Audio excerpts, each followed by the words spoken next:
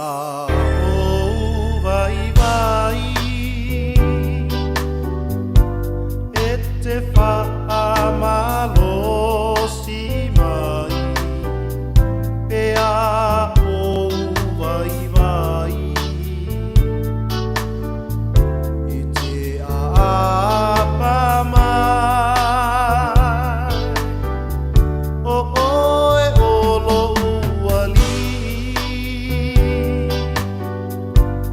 o te sulu iai i le tele o aso o te anga salai e ao vai vai e te whaamalosi mai pe ao vai vai e te apa mai o oe olo uali o te sulu iai i le tele o aso o te anga salai o au whetalainga olo o tu maupea na ole tu mau e whaaola ina lea o te re whaangalo ina oe tu mau ilo whaamoe moe o te whia au auna Yesu moe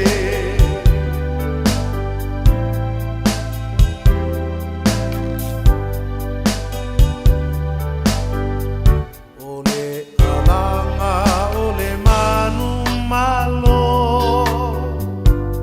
o te whia mangalo ai o le alanga o le ola Yesu ia e au mai ia whai mamoli mau le olanga le tu mau o te whaatali atu ai Yesu ilo toi sau o le alanga o le manu malo o te whia mangalo ai o le alanga o le ola Yesu ia e au mai ia whai mamoli mau le olanga le tu mau o te whaatali atu ai Yesu ilo toi sau o au whetalainga olo o tu maupea na ole tu mau e whaaola ina lea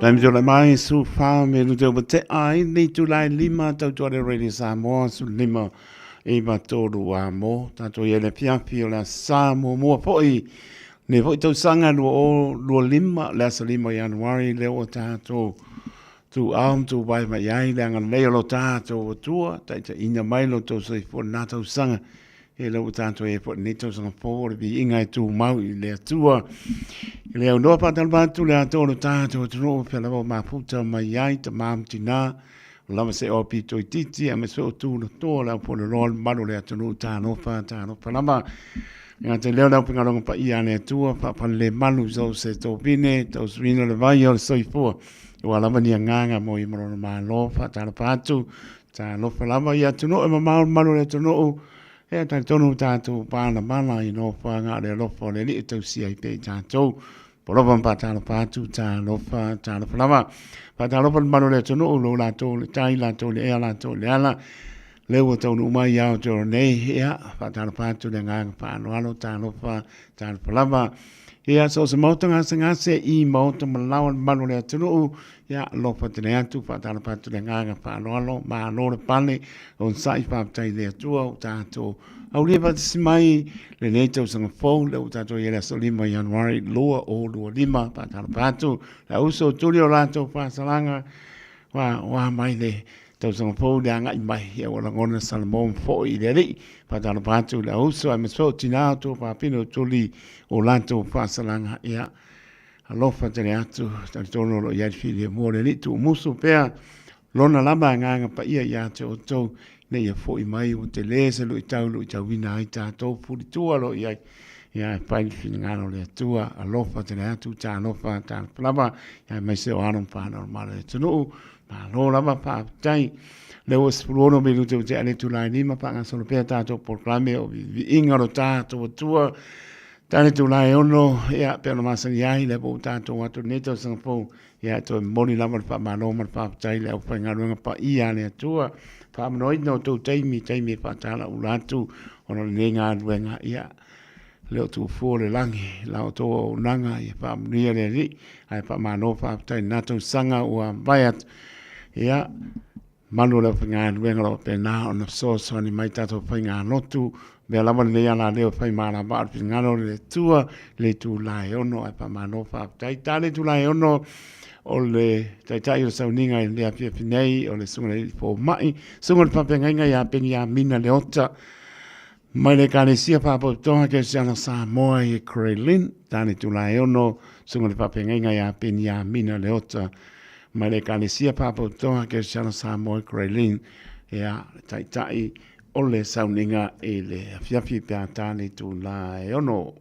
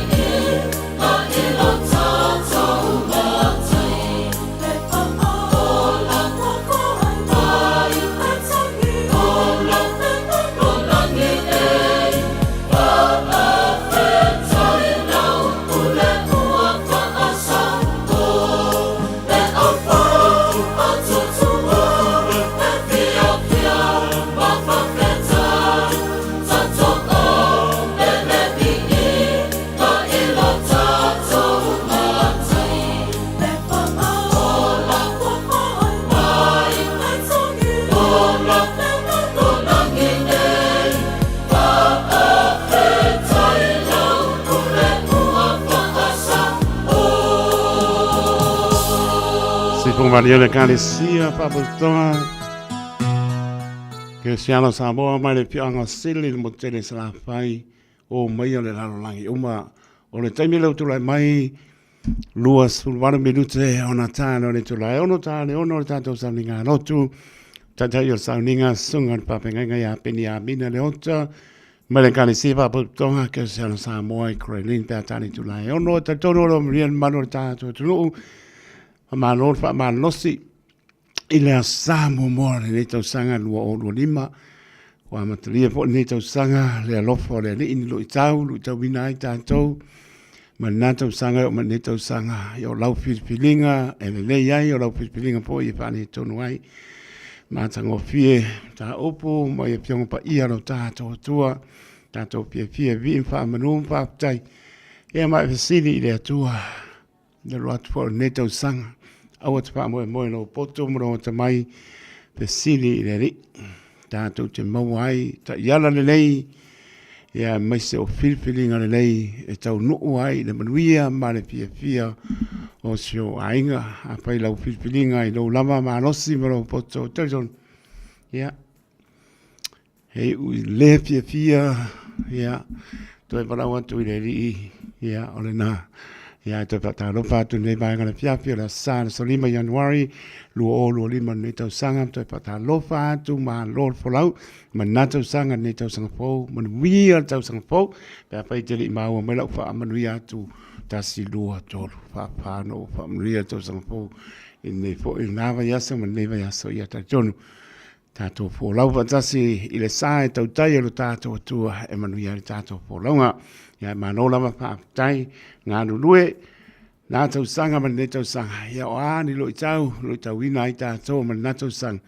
Ia o ngā tō nai, ia o ina i lum nai mi tātou sā bani ai. Ia o mea ume wha moe le nganga pa ia o le atua o le so ani sili leo i tātou. Ia ma lor fo lau le maru le turu, ma sfo leo pengarong pa ia le atua. Lo wha no manu, ia wasa mo a tai au. Ma lor fa ma losi tāpo inga. Ia maisol fa mantunga pa i o le tino ma le toto ke riso ma ngano i tātou fa manatuina i le so la sa moa o le masina moa le tau sangapou lua o lua lima fa manol fa manosi fa tai foi i le au whenga pa i a le tua. Pa te orvanti a pasta sulu o le tala le lei whanga tu i loma ma le tua ma no poano le mira tau sangapou au sunga le au sulu le ola tala le lei panga tu lo marpatua ma lo la ma fasi mai ia deri fia tu ya ana ma la inga ia ma lo la ma le ma tu mai e le ne foi ma inga le fia la sa fia lo fatu mo lua ma le no falo va per poi ya sina le santo e lupe ia lo mai mo mai tu lo ma sina leo ia pa tai sa seli tu lima ia ma lo la ma sa seli tu lima ma le ainga lo o maputa mai ia lopa te latu mo la to maputa mai lunga le api o poringa ia malunga le YouTube channel ia misi ase suapa ia o te watu ha bakulau pepe a kapeto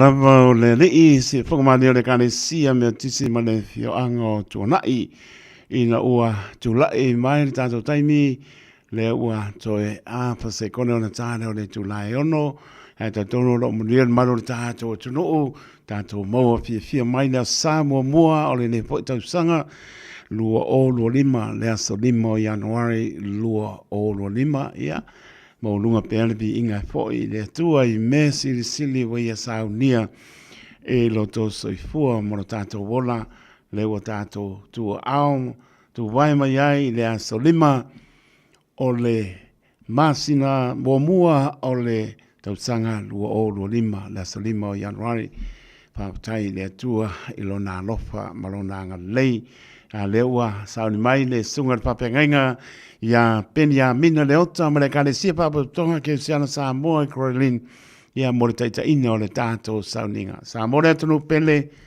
se mai ala papaponga. E whaafitai taito o lau sunga taito o molo uawa noa. Ai e ofo alofa atu Samoa esi o atunu pele.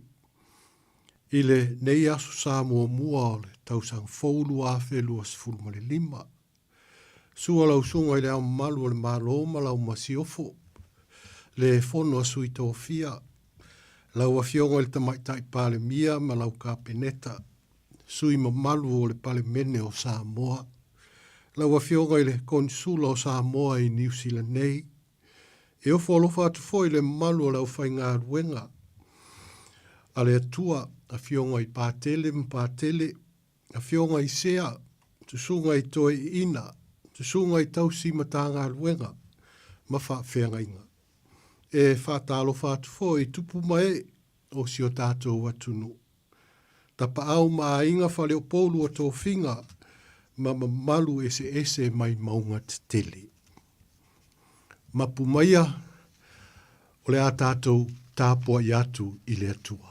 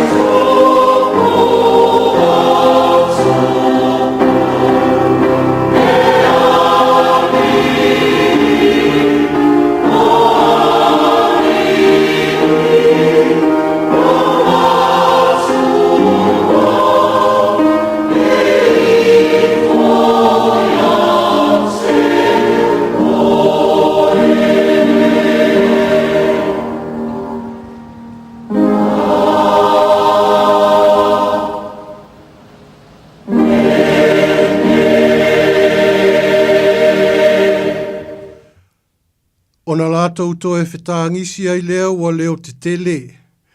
Ua songi o repa i le tina o lana tane. A ua pipi i atu ruta i a te ia. Se o tātou te talo.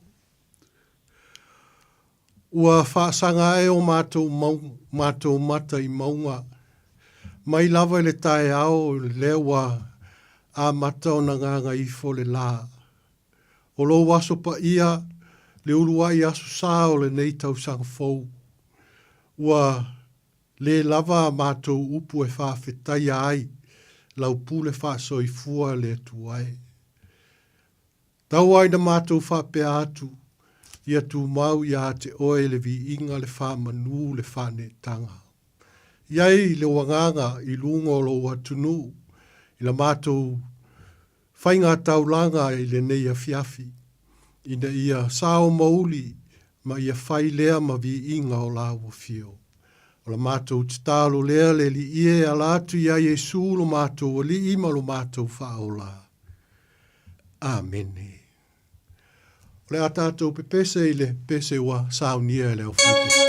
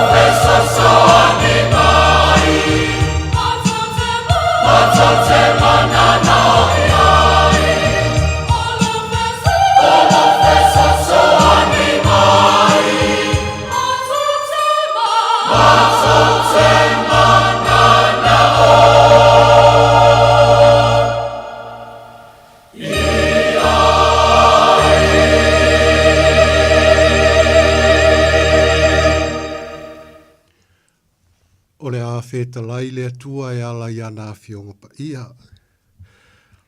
O le tuswhaitau o le nei aso i le tuswhailotu a le ka le sia whapotputonga ke le siano Samoa.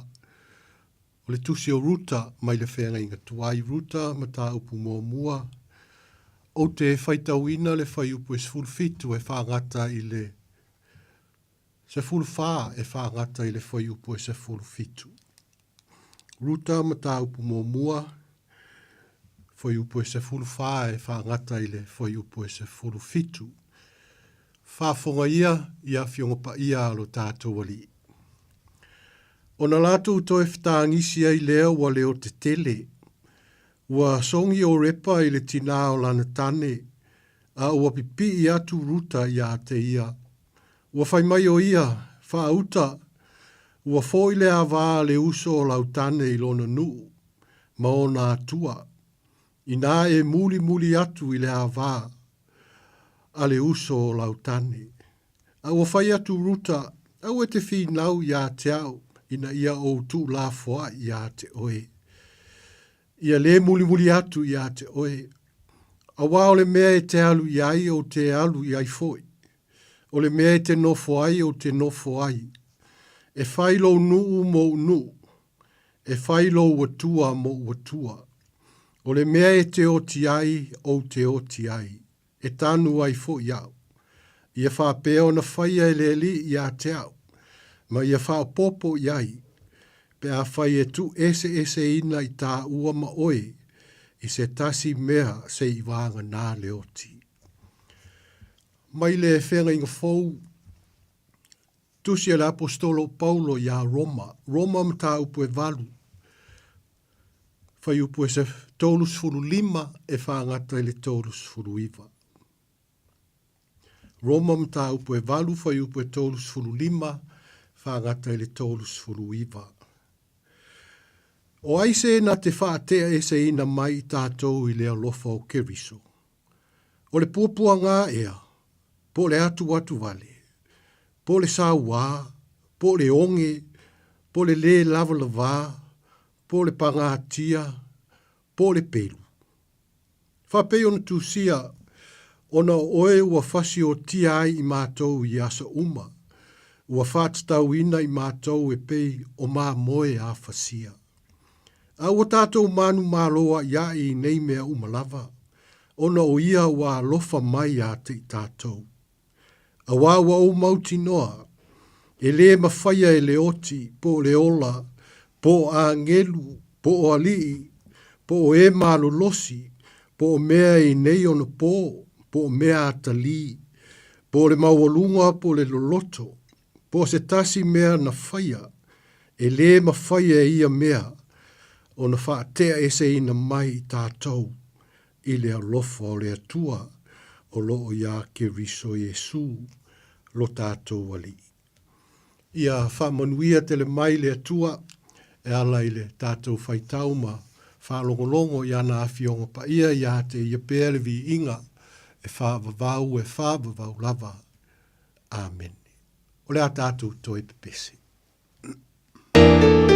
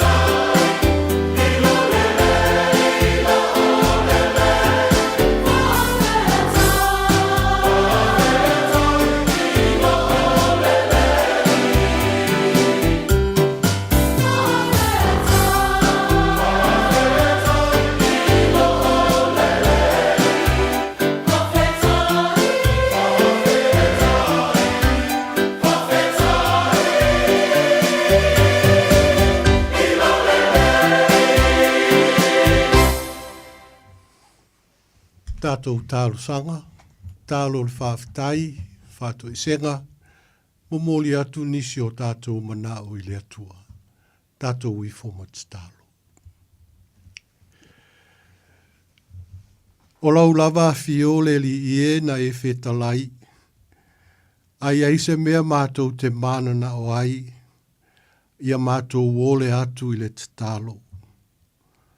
O le anga le nao le nei tū la, se o mātou tōtu tūli atu, ma avatu tālo sanga, e le ngata o le nei tau sanga fōu o mātou sāwalia, ia ai o le anganga o le whawhitai, o lau pule whasoifua o lo walofa ma lo wanga le lei. Mātou te whawhitai le li ie, o lo manuia si o mātou atunu. Le ao, o le atunu le masiofo, whapea le pale mene, tamaitai, pale mia, sui tōwhia, mai se, o le pale mene i sui o le atunu. Manuia fōi le li ie le maftanga e kalesia i lea whatawhaitaulanga ma lea whatawhaitaulanga. Ma ea ngā ruenga o le nātau sanga au lea ua mātou whanō no manua wā ia ngā ruenga o lo fōtua i mai i le nei tau sanga. Mātou langona ai le li ie lo mātou le mawhai o se mea. Tō mānatu i ie pele maftanga pe le ma le mae o motu sia malanga ni maliu ma le oti. Mātou langona ai le li ie le anganga whawhetai. Wa e saunia mea uma. Mai lava i le whanau mai o le tangata, se ia i wana ngā luenga ma fo i atu i la uwhio.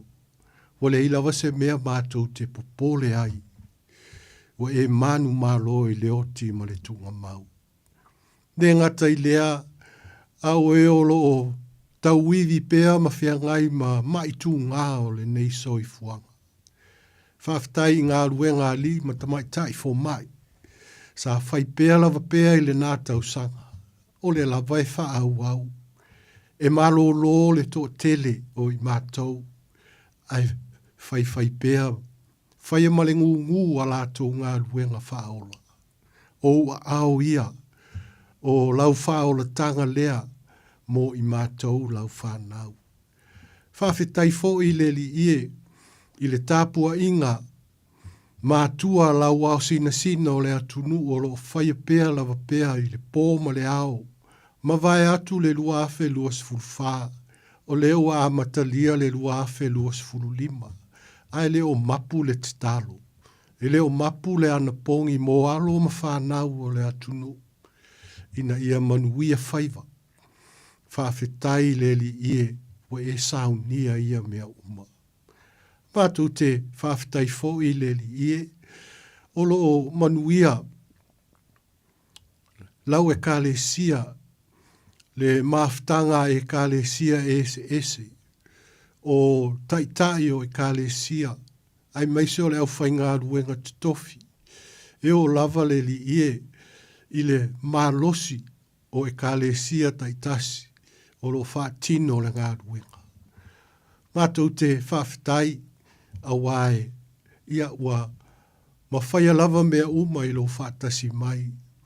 O au wawenga, o mea lilo mātou te leiloa, ai ua whaia lava i lo walofa tū noa. Mātou te whawhetai le li ie, mō maftanga o lo maua i tonu o nai o mātou a inga. Tele whawhita uli, tele whaoso songa e, tofo i nai, nai a mātou whanau. Ai whawhetai, o le ngā luenga whai pēa nei mātua ta māma tina. O lo o whautua ma avatu le upu ina ia sāwa wali sa o ai le mō le ala. E whainga tā, a wae mata lasi le lalo langi ma Mana mea whato sina ai e whai a pēle ngā ruenga a mātua a wai eilo wanganga. Whawhitai mo le whao ngā ina o le mālosi o lo ua tunu tūpulanga tala vau o e o lo whea ngai ma ngā ruenga i wharewhai ngā ruenga. Tonu o le mālo ma tā ngā ruenga ese ese. Whawhitai i tāleni mā ngā wā ua e fōai. E whao ngā ina ai o mātou aso. Mātou te whawhitai fo i le li ie mō tupulanga o lo whea ngai ma tausini onga i titono o whare a onga. Ua i watu le nā tausanga. Sa whea ngai ma suenga whainga tā. Ia ai mātou te taritonu o mea ua e saunia mo le anga i luma ma le luma na i manuia. Whawhitai le nei vai tau o le kilisi masi ma le tausanga fou.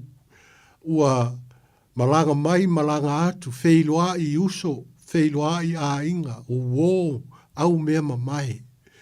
O e saunia ina ia, whawhowina ai lo mātou mālosi. Whawhowina ai mawhauwhaunga atia e ai a inga. Ai mai se lava le mālo malau e kālesia. Mātou te whawhitai le li ie, a wā ia e ui lava ina mātou whalongo ina whalawelawe tutupu whawhosei. Whalawelawe whale nātura. Ia o taua ma whewaiwai a inga. Ai maua pēle saonga le mū. Le tofi le mū i lau whanua si o mātou atunu. A meise le nei atunu o New Zealand. Whawhetai a wā ua whai mō mātou tofi. E ati ai. Ma ia sa ili manu wia ai. Whawhetai le li ia ia i lātou umalawa o whaia ngā ruenga le lei. Tonu o le mālo o ofisa leo leo li maluma. Tamaitai malu o le mālo. O lo tausia le fi le mū. Whawhetai le li ia i mata ngā ruenga le mālo. Whalewhai ngā ruenga pisi nisi. O lo o āti ai. Maua ai lo mātou manuia. Mātou te whawhetai le li ia i lau tuspa ia. O aua fionga e mātou te sāwa wali ai o le sulu i o mātou vai o le malamalama i o mātou wala. Te leo taimi mātou te se ese mai le moa. Ai o lou lava alofa. Musu musu ina i mātou e lou wanganga. Ina ia mātou sāwa wali le ato atoa. Whawhitai le soasoani o lo wanganga o le au pito lata mai mo i mātou. E lewa aia. Ai mana na whainga. Ua mawhai ai mea mātou te le mawhai. Ua au ai le wha moe moe o lo atunu. I bet tele. Ai ono le wha sinonga lo wanganga. Mātou te whawhitai siri siri lava o Yesu ke riso. O lena maliu mato e tū manu mālo. Mātou sauwha ngā tuai lau mālo e whāwawau. Ia te oi pēr le vi inga. Le pule ao ao. Nei e whāwawau lava. Ia le li e wha ngalo mai le i whonga lo watunu. Mata mai maunga te tele. O maunga uma. Ua mātou furi tua pēr i la ua fio i le tele o taimi. Ma vai atu le nata usanga ma le tele o mātou si se maanga sala. O le tangata lava ia, o le nātura lea, o le si se, o tau mamao ma la wafio ma whaia o mātou loto. Wha moe moe lo mātou mālosi, poto ma le ata mai. Au la wafio e oule, mana ma le pule ao ao ma lava. Ua mātou le sa ili la wafio, awa, whaia lava i lo mātou mālama lama. Wha māngalo mai le li ie, ia mātou mātua, ua le whātonua mātou whānau. Wha mua ia mea mātou te nau i ai whātuatua nai, o au mea lofa o e fōai, mātou te tausi. Ia le li ie o i mātou mātua vai ma le angasala. Fisoso ani mai. O e olo ita mai, whai Samoa mō lātou fili ia whamanuia la o fio. Whamanuia e moni ai lau whamangalo ina o i mātou. Fisoso ani mai, ia mātou maua le loto maulalo, e sili nisi ia i mātou, ina ia mātou sāva vali ai, ma le loto maulalo le anga malu, te fia sila mai ai. Mea mātou te whaia, te tono o ainga, te tono o e kālesia e meise o ngā ruenga ma whare a onga, ia leli e wha mā ngalo. Wa lei lava se tonu ma se ato toa. Feso oso ani mai la ufio, ina ia mātou i loa na furi tua, ia kasala ma se, a ia whanau fōwina i mātou i loa nganga. Sāva vali ai le nei tau sang fōu i le ato toa. Le atua whaafofonga te tāloe. O e si la fia whanau ngau mātou loto. Ia manuia si o mātou atunu pele. Manuia taitai o le mālo. Manuia taitai o e kālesia. Tangata lotu umalava. Ina ia mātou maua se tausanga fōu manuia. Saonga le mū mai whalawe lave. Ma ia atia e lo mālo. Le mālo le tofi le mū. Feso so ani mai le li ie si la fia. Me e tutupu i tutono a inga. E a mia nisi e pele. Ia iai pea le wha mawhana whana lo wanganga. Iai nisi o lo whata otolia ngase. Ta mama tina mātutua tūpulanga se yo ia mātou whanau. E le whatūlanganga le li ie. Loa lofa wa sili lava lea mo i mātou. Wha malo lo maua le tofi le mu. Ia mātou tatalo le li ie le. Mātou sāwalinga o le nei tau sang fōu. Aulu nawa i aso. Mātou whiangai ma tāpua inga. Sa ili manuia i le amatanga o le tausanga. Ia whapea o na whātū mawina. Le nau ta inga lea e whaau le tausanga atua. Whai me sili. Whai mea atua toa.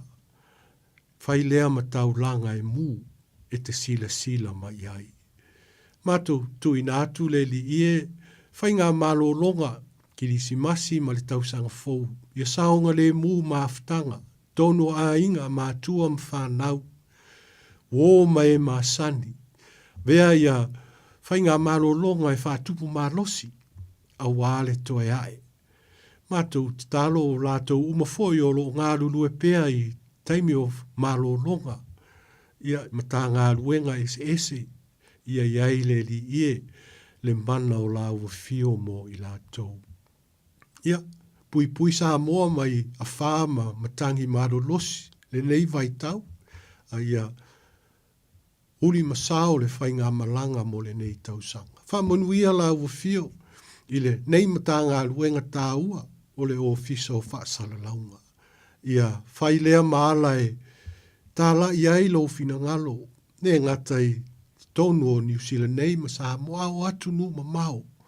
Sila mai le atu, ia atu nu, o i mātou lava o le atunu ua atunu lotu, atunu e whātua i lo mana. Ia, anga le leile li ie, maua se lumanai, a wā ia a mātou whanau, fuai le poto le ata mai, le loto matala, siri le awa mo le mata, e a matanga lea o le poto. Tele mea mātou te manana o ai le li ie, ai ati lau sila whanga, yo mātou loto mānganga. Mea umalava le li ie mātou te ole mwala au atu ai whaia pēr lau fina ngalo, ai aua lava o mātou loto. Ia o te tālo ia le li ie, stein foi a mātou mawhau ia ua whionga ia fesoso ani mai te tāla la mātou whaalongo feta lai la ua whio, ina ia manuia ai la mātou whai ngā malanga o le nei tausanga. Ia o le te tālo lea le li ie, e lātu ia Jesu lo mātou o li, ma lo mātou whaola. Amen. O le a tātou toi pese i le pese ua Samia.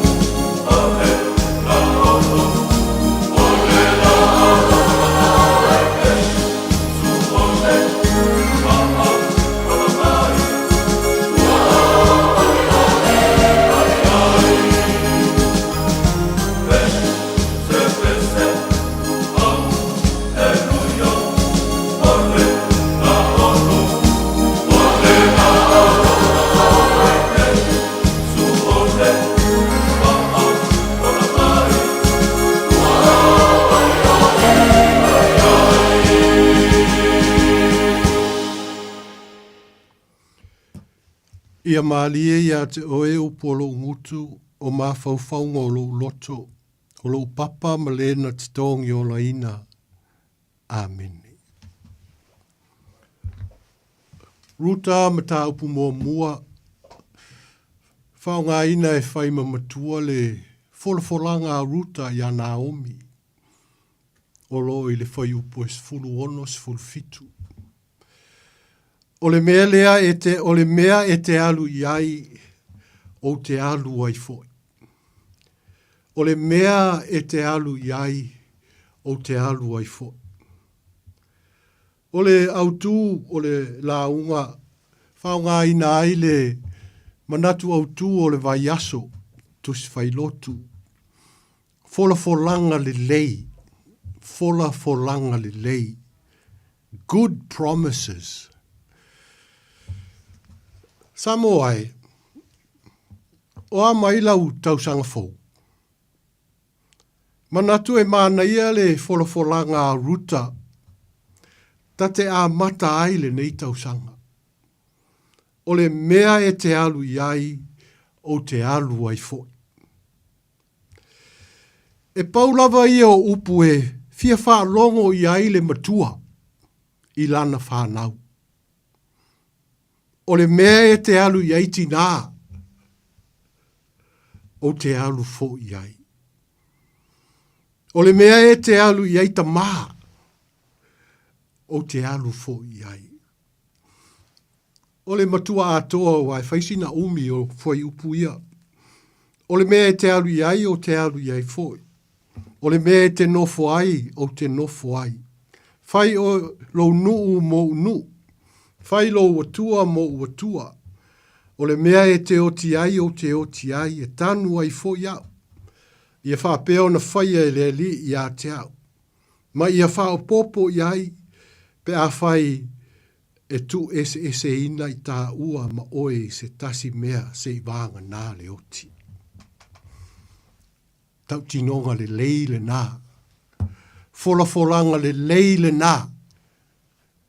Tā oso ina ai le tā whai ngā malanga o le nei tausanga.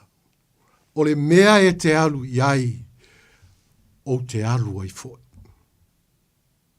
Tusa po afi i tā o le nā tausanga ua mawai atu Samoa e. Po ua a mia se tasi e pele ia te oe.